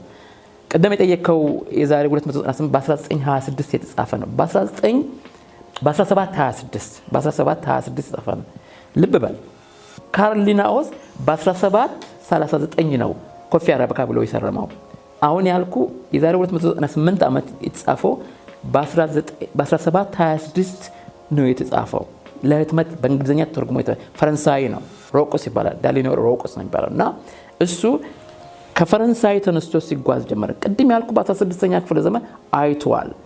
የፐርሺያዎችን አንባል። ፐርሺያዎቹ ቡንቹም በ895 ነው። እኔ ደግሞ ሪሰርች ሳደርግ ያገኘሁት እሱንና እሱ ያንን ተከትሎ እየመጣ ያለ ነው። ከሌላ ደላላ ጸዋት አቅራቢ በ1739 ይሄ መጽሐፍ ከታተመ በኋላ ነው። እንግዲህ ከታተመ በኋላ ነው እሱ ኮፊ አረቢካ ብሎ ስህተቱን አስብ። ያን ጊዜ እዚህም ሪሰርች እናደርግ በቅርብም ጊስም ፊልም ዳይሬክተሩ የሚያረው ይሄ ቪኦሲ እንትን ስህተት ተሰርቷል እና ጀምረሃልና ዘመቻህን ጀምረን ዘመቻ የምንጀምረው ኮፊ ኢትዮጵያ ኮፊ ካፋ መባል አለበት ብለው። ስለዚህ ሪሰርች ሳደርግ በርካታ መጽሐፎች አግኝቻለሁ። ለቁጥር ይታክታሉ። ይሄ ነው ብዬ እንትን አይደለም፣ ዝም ብዬ ማንበብ ነው። በሞኝነት ሳይሆን ምንም ባለማሰብ ነው ማነበው። እውነት ነው። እውነቱን ስከተል መጨረሻ ላይ ያገኘሁት በቅርብ ፕሮፌሰር ፈርጉላ የምትባል ጃኔት ፈርጉላ የምትባል እኔ ያገኘሁት እስከ ቅርብ ጊዜ ድረስ በ5ኛ ክፍለ ዘመን እንደነበረ ነው። አሁን ደግሞ በቅርብ ደግሞ ያገኘሁት በ3ኛው ክፍለ ዘመን ነው። እንግዲህ ወደ ኋላ መቁጠር ነው። ከ2000 በአውሮፓ አቆጣጠር 2024 ነው። ወደ 3ኛው ክፍለ ዘመን ብትሄድ ስንት ሺህ ዓመት እንደሆነ ከዛም የቅርስ የአርኪኦሎጂስት ነች እና አሜሪካን ሀገር ውስጥ ያን ዩኒቨርሲቲ ውስጥ የአርኪኦሎጂ እና የሂስትሪ ተመራማሪ ነች እና የዛ ያገኘችው ኤቪደንስ ይነሳል። ዝም ብዬ ነው የምከተለው ታሪክ ማንበብ ነውና ሁሉም ያረጋግጡት መጀመሪያ ላይ ታሪክ፣ አንትሮፖሎጂ ስነ ህብረተሰብ፣ አርኪኦሎጂ ቅርስ ምርምር ማለት ነው። ካርቦን ዴቲንግ ነው ፎሲልስ ነው ያው ፎሲልስ ነው።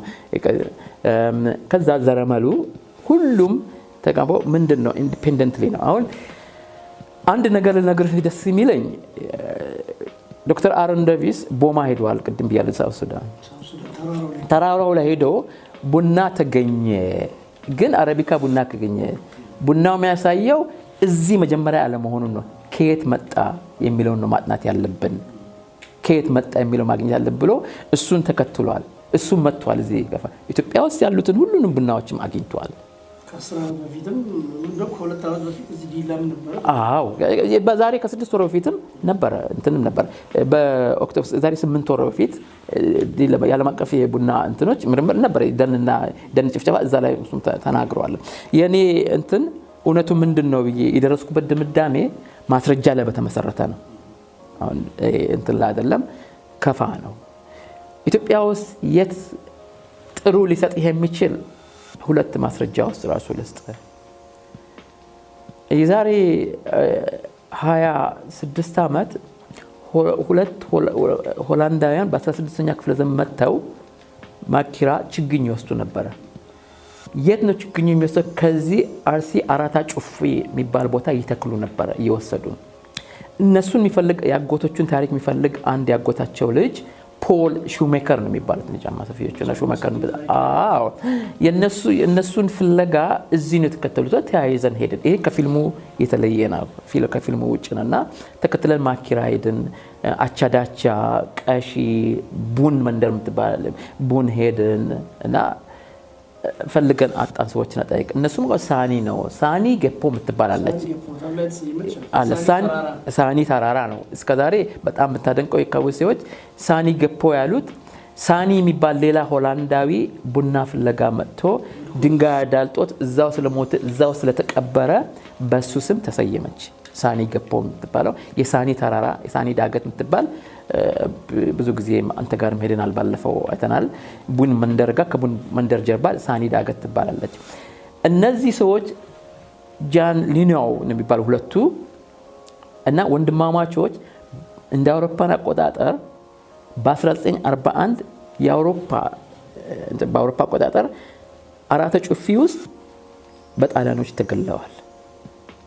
ከስንት ዓመት ከ80 ዓመት በኋላ ተከትሎ መጥቶ ፈልጎ እኔ ወደ ውጭ ሀገር ሆላንድ ሄጄ ከዛ ወደ እንግሊዝ ከገባው በኋላ በቅርብ ተገናኘን እና እነሱ ስለነሱም ታሪክ የተጻፈ ነው። እሱን ፍለጋ በቀደም ሆላንድ ሄድኩት። በ1926 የተጻፈ መጽሐፍ ይሄኛው በ1926 የተጻፈ ነው ይነሱ። ያንኛው በ1727 ዳሊሮ ኮምፒውተር ፈረንሳዊ ከዛ ተነስቶ ተከትሎ መጥቶ ወደ ቬኒስ መጥቶ ፐርሺያ ተከትሎ ኢራቅ ገብቶ የመን ገብቶ ግብጽ ደርሶ ሲመለስ የጻፈ ፈረንሳዊ ዳሊሮ ይባላል። በ1726 የታተመ መጽሐፍ ነው እሱ እና በ1726 የጻፈ መጽሐፍ አግኝቻለሁ። አንድ በ16ኛው ዓመተ ምህረት የጻፈ መጽሐፍ አግኝቻለሁ። አንድ በ18 የጻፈ ጻፊያል ስለነሱ ይጻፋል እና ብዙ መጽሐፎች አሉ። መዘርዘሩ ይከብዳል። የነዚህ ሁሉ ማጠንጠኛው ግን ቡና ጫፉ ስሩም ሁሉ ነገሩ ቀደም እንዳለው ክስተቱ ያለበት ቦታ ግን ቡኒ መንደር መሆኑን የሚያሳየው። አዎ ቀደም አልኩ ከግንዛቤ ማጠር የተነሳ በጣም ከሚታወቁት የፐርሺያ የሚባሉ የፐርሺያ ፈላስፋዎች ከሚባለው ራዘስ የሚባል ነውና በ16ኛው ክፍለ ዘመን ነው የነበሩትና አቪሲኒያ የሚባል ሌላ ምሁር አለ። የአረቦች ምሁሮች በሙሉ አሉ። የአረብ ሀገሮች መካከለኛው ምስራቅ እነሱ ራሳቸው ቡንቹም ከሚባል ነው ቡን ከሚባል ነው እና አሁን በቀደምነትም መስከር ማለት በአረብኛም ነበር። ስካር አለ ሰከር ቡና ሰክራል ይላሉ። ስለ ቡና መስከርም ይላሉ። ስለ ቡና ስካር ጽፋለሁ። በቅርብም ጽፌያለሁ። እነሱ የጻፉት አለ። ራልፍ ሃቶክስ የሚባል አለ። ዊሊያም ኡከርስ አለ። አንቶኒ ዋይልድ፣ ጆናታን ሞሪስ፣ አሮን ዴቪስ፣ ጄፍ ኮለር መዘርዘር ካልከኝ ብዙ ናቸው። በጣም ብዙ አለና ማስረጃ ላይ ተደገፈ አለ። እንደው ጥሩ አድርጎ ስለ ቡና እውቀት እውነቱን ለመናገር ማስረጃ ላይ ተደገፈ በዘረመል ስኒፕስስ የሚባል አለ። የከፋ ቡን መንደር የተገኘችው አሎቴትራፕሎይድ ነው የሚባለው 44 ነው ያለው። ሌሎቹ 22 ነው ያላቸው። ዘረመሉ የሚያሳየው ማለት ነው። ዘረመሉ አምተው እና ባክስ የሚባል አለ እና በዘረመል ጥናት በሳይንሱ ዘርዝረው ምንድነው ማለት ሲኩዌንስ ነው። ሲኩዌንስ ማለት መደርደር ነው። ደርድረው ማፒንግ ነው የሚባለው። አንደኛ አሁን ብሉፕሪንት የምትለው አይደለ እያመጣ ሁሉም የሚጠቁሙት የተገኘ ነው። ስራችን እንደዚህ ነው። ጥሩ ለምንድን ነው ከኛ እኩል ዩጋንዳ ኮፊ አረቢካ አላት። በኋላ ላይ አዘራጭተዋል። ከዚህ ወስደው ነው ከዛም ወስደው ነው አገኘን ነው ያሉት እንጂ እኛ ጋር ተገኛል አሉ ብራዚሎች። እንግዲህ አንድ የአርኪኦሎጂ የሚለው በአክሱማይት ጊዜም ታሪክ የሚናገር ነው። በአክሱም ዘመነ መንግስት እንግዲህ የኛ ኢትዮጵያ የመንን ከ525 እስከ 575 ገዝታለች፣ ታስተዳድር ነበር። በዛ ሰዓት ላይ ያቀርቡ ነበር። ዋናው በታሪክ በደንብ ሊያርፍ የቻለው ከ15ኛ ክፍለ ዘመን በኋላ ነው የገነነ የመጣው። ቅድም ያልኩ ቪኦሲ የሚለው በ16ኛው 1602 ነው ተቃቀመ። የመን ውስጥ እኛ ጋር ተገኘ ያሉት ሶስት ታሪኮች የተለያዩ አሉ። የመን ውስጥ እኛ ጋር ተገኘ የሚለው አንደኛው አንድ የመኖች የምትይዛቸው አንድ ቄስ ሽማግሌው ቄስ በረሃ ወጥተው ቡና ጠጡ እንደ ቄስ አለ እንደ ስትላቸው ቄስ የለም እነሱ ጋር። እሱ ከግንዛቤ እጥረትና በሶስት አፈ ታሪክ አላቸውና አንዱም ውጪ መንኖ ሲመለስ እዛ ቡና በልቶ ስለመጣ የትም አያስኬድም።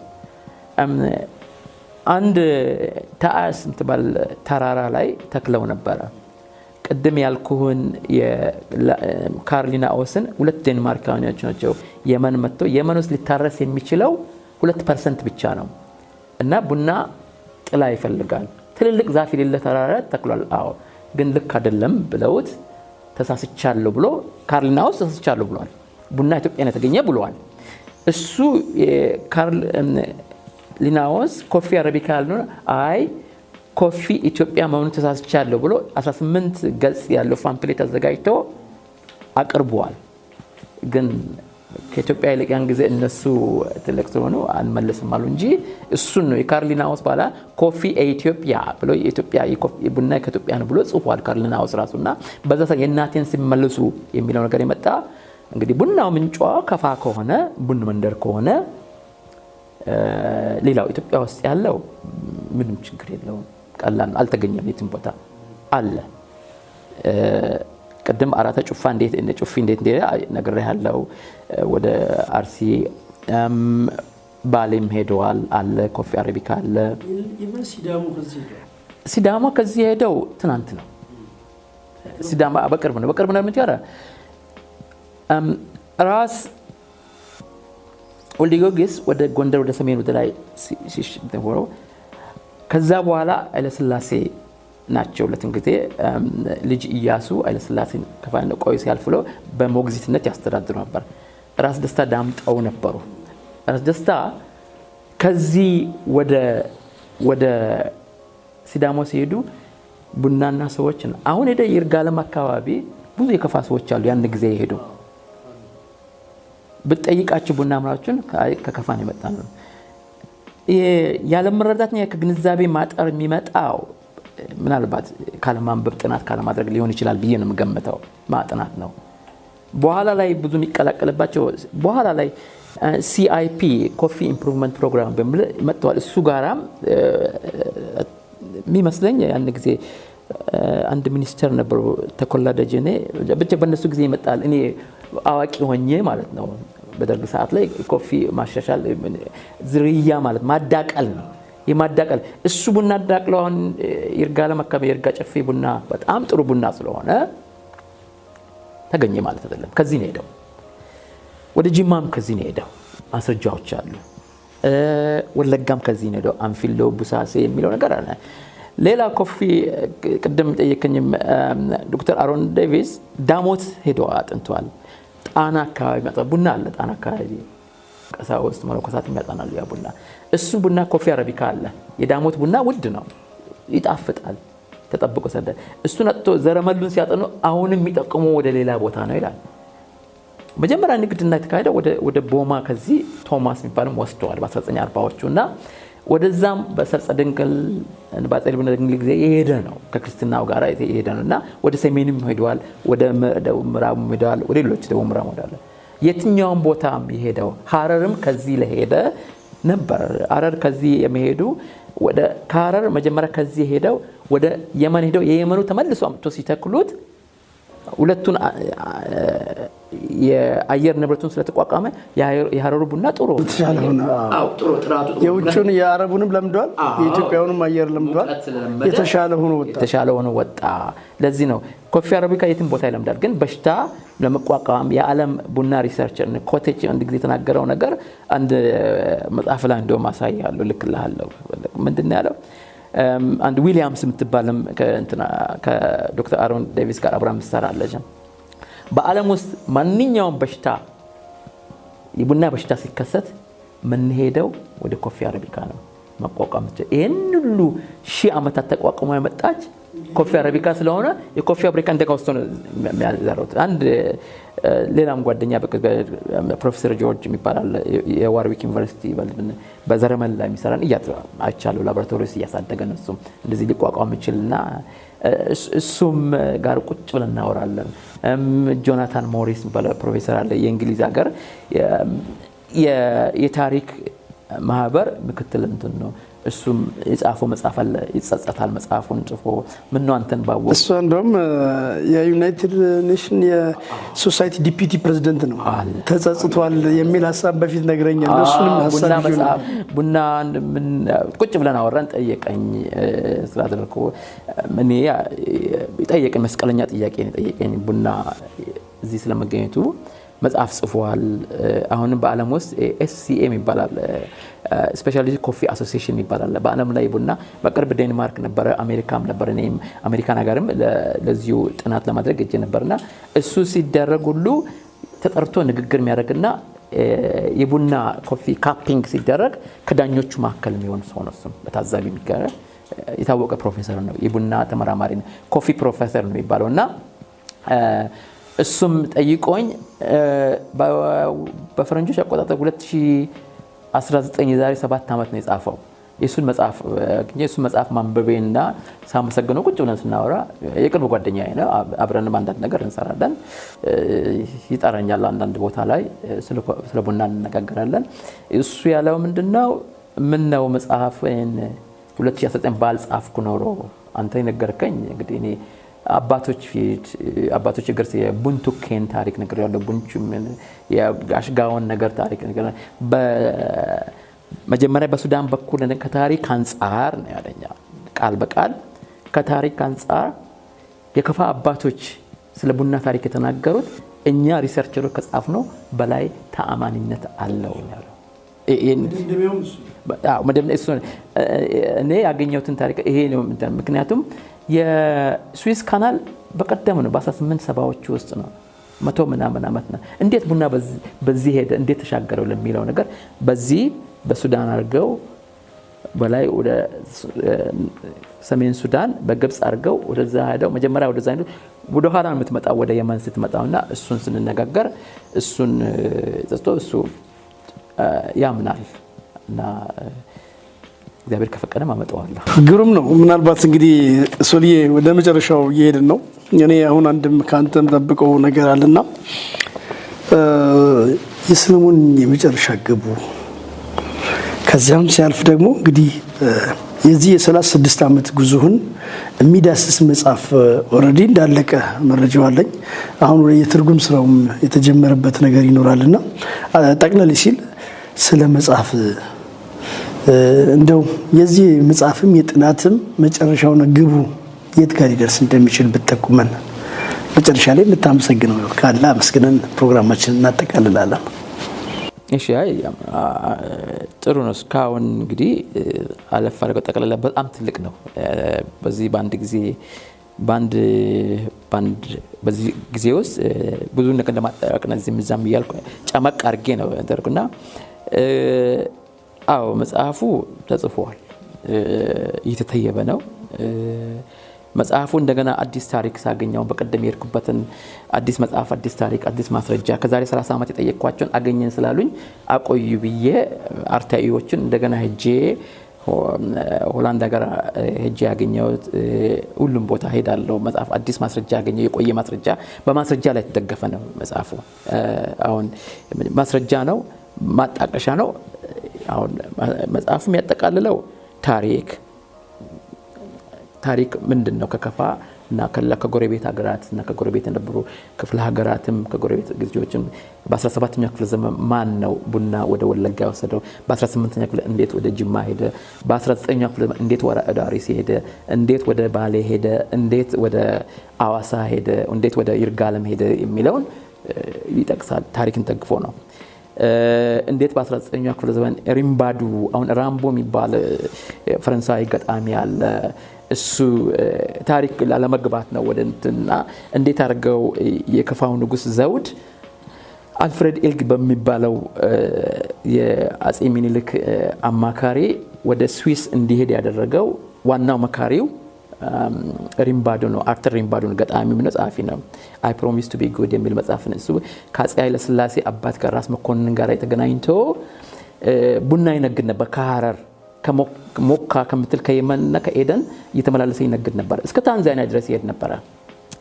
ይሄንን የሚያጠቃልል ነው። እንዴት ቡና እስከ ታንዛኒያ ድረስ ሄደ፣ ያን ጥጉን ይዞ እንዴት እንደሄደ ከታንዛኒያ ተመልሶ ቪኦሲ የሚል የዳች ባንክና አንድ ቮይ የሚባል እንግሊዞች የነበረ አንድ አገር ነበር። ከዛ ተነስቶ ዘ ስኔክ ትሬን ይባላል። ከሱ እንዴት ወደዚህ እንደመጣ ታሪክን የሚያጠቃልል ነው። ከዛ ደግሞ ስነ ህብረተሰብ ማለት አንትሮፖሎጂ የሚያጠቃልል ነው። ከዛ ደግሞ አርኪኦሎጂ አለ። ከርሰ ምድር ተደርጓል። ከርሰ ምድር ውስጥ ምርምር የፎሲል ድንጋይና እጽዋት የበሰበሱ እጽዋት ተመርምሮ ከፋ መሆኑን ያረጋግጣል። እውነቱ ምንድነው ነው እሱን ያለው ነው። የካርቦን ዴቲንጉን ያካተተ ሁሉ ነገር ካርቦን ዴትድ የሆነ ነገርና ካርቦን ዴት የሆነና ከዛ ደግሞ ዘረመል ነው እና እነዚህን የተለያዩ አምስቱን ቅርንጫፎች አስተካክሎ የኔ በተለያየ መልኩ ምንም በተናጠል ማለት ነው ኢንዲፔንደንትሊ ቬሪፋይ ያደርጋል ወይ ነው። እንደገና ደግሞ ይሄ ሁሉ ከተደረገ በኋላ ይሄን ሁሉ ምርምር ያደረጉ የዘረመልም መጥቶ ከፋ ውስጥ ነው የጠቀሙ ሰዎች ማስረጃ የሰጡ ሰዎች ከፋ ኮፊ አረቢካ ከዚህ የተነሳው ብለው የጠቀሙ ሰው ያደረጉት ምርምር ራሳቸው ምርምር ልክ ነው ወይ ያደረጉት እና ክሪቲካል አናሊሲስ እነሱን ራሳቸውን የነሱ ጥናታቸውን መልሰው ምትች የኔን ጥናትና አንድ ሳይንስ ሲቀር ግልጽ መሆን አለበት። ያቀረብኩት ማስረጃዬ ለማፍረስ ግልጽ መሆን አለበት፣ ለመተቸት ግልጽ መሆን አለበት ነው። ስለተመኘው አይደለም፣ ስለፈለኩ አይደለም። ይሄን 36 ዓመት ፈጅ ያልኩ እውነትን መከተል እውነቱ ምንድነው ነው እውነት ላይ ያጠነጠነ ነው እውነቱ ምንድነው ብዬ ስከተል ከግል ፍላጎት የመጣ እንትን አፋልቃልና ወደ 3 ሰዎች ቀርበው ጠይቀዋል። መጽሐፉ እንዳለቀ ኦሬዲ ወደ እንግሊዘኛ ለመተርጎምና ወደ እንግሊዘኛ እንዲተረጎም እኔም እሺ ብያለሁ። እሱም ዝግጅቱ አልቋል። እንግዲህ እንደ እግዚአብሔር ፈቃድ በቅርብ ጊዜ ይወጣል መጽሐፉ ለህትመት በቅርብ ለህትመት ቤት ይገባል። ይህን አጋጣሚ ተከታታይ አድማጮችንም ተመልካቾችንም እነሱ የካሜራ ሰዎችን አንተንም ከፋቲቭንም ያው ምስጋና አቀርባለሁ። ከምንም በላይ ደግሞ በጣም አድካሚውን በዚህ ሰዓት ላይ ሁለቱ የመጽሐፍ አርታዮች ብዙ ሰዎች አይተውታል። እዚህ በጣም ብዙ በሞያው አንቱታን ያበረኩት ሰዎች ልክ ያለው በጣም ብዙ ፕሮፌሰሮችና ዶክተሮችም አሉበት አይተውታል። መጽሐፉን ቸኩለዋል እስኪመጣ። እኔ መቸኮል አይደለም እውነቱ እንዲወጣ ነውና ከምንም በላይ ከኔ እኩል ጻፉ ለፉ ምላቸው ሁለቱ አርታዮችን በኋላ ላይ ራሳቸው ሲወጡ ይችላል እናንተ ጻፋችሁ ማለት ይችላል። እነሱና የደከሙ ልጆች አሉ በጣም እስከዛሬ የሚደክሙ እንቅልፍ ያጡ ስለነሱ ቃላት የለኝም እና ከዚህ በላይ ደግሞ ይሄንን ከዛ ተነስቶ ዛሬ 6 ዓመት እዚህ መጣ ፈጣሪ ነው እዚህ ያደረሰና እውነቱን ለከፋ ለመመለስ ለቡና ለመመለስ አንቺ ይሄውና እውነትሽ ያንቺ እውነት ይሄ ነው ብዬ ለሳችና ለዚህ ሁላ የቀሰቀሱኝ የጌሻውንና የቀኝ እጅ ያንሳላልን አባጋውን ወላጅ አባቴ ከፋና ታሪኳ መጽሐፍ ላይ ለከፋ ለህዝብ ለከፋ ቡና ምግቡም እህሉም ልብሱም ነው ብሎ ጠቅሷልና ገጽ ላይ እሱም የአባቴም ነገር ስለቀሰ አባቴንም ማመስገን ፈልጋለሁ። ወንድሞቼንም ለኔ ደግሞ መስፍን ተክሌ ደግሞ ትልቁ ለኔ እሱን ያያየውን የምነሳው ብዙ ነገር እና ለከፋ ህዝብም ትልቅ ፕሪዘርቭ አድርጎ ለዓለም ቡና ስላቀረቡ ለዓለም እቺ ገነት የሆነች ምድር እንዴት እንደማመሰግን አላቅም። እነዛ አባቶች የማኪራ አባቶች ያመሰግኑትም የከፋ ህዝብም ቀላል አስተዋጽኦ ለዓለም ትልቅ ነውና እነሱ ለከፋ ህዝብም ምስጋና ማቅረብ ወዳለሁ። ለእናንተም ችግር ከምሰግናል በጣም ማረሰው ሶልዬ አብረን በተጓዝንበት በአጋጣሚ ጋሽ ወልደ ጊዮርጊስ ቤት ደርሰን ሀዘናቸውን ተጋርተናል። ምናልባት የመጽሐፍም ሲወጣ እንደው የእሳቸውም ጥረት ኦልሬዲ እሳቸው በህይወት እንዳሉ ልንቆጥር እንችላለን እና አንተንም በእጅ መርተው ቡኒ መንደር በተለይ እናት ቡና እንደ ቡኔ ጫሚ ብሎ ወስዶም አሳይተዋልና ለእንደነዚህ አይነት ደግሞ ላለፉ ሰዎች የማያልፍ ታሪክ ጽፎ ላለፉ ሰዎችም እውነት እንዳልከው ሊመሰገኑ ይገባል።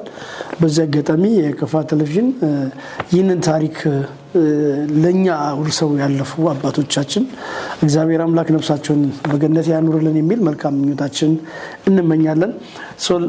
በጣም ከተጣበበው ጊዜ ነገር ግን ከዚህ ታሪካዊ ተጨልፎ ከማያልቀው ነገር ትንሽ ሀሳብ ወስደን ለተመልካቾች ማድረስ በመቻላችን እኔ በጣም ደስተኛ ነኝ።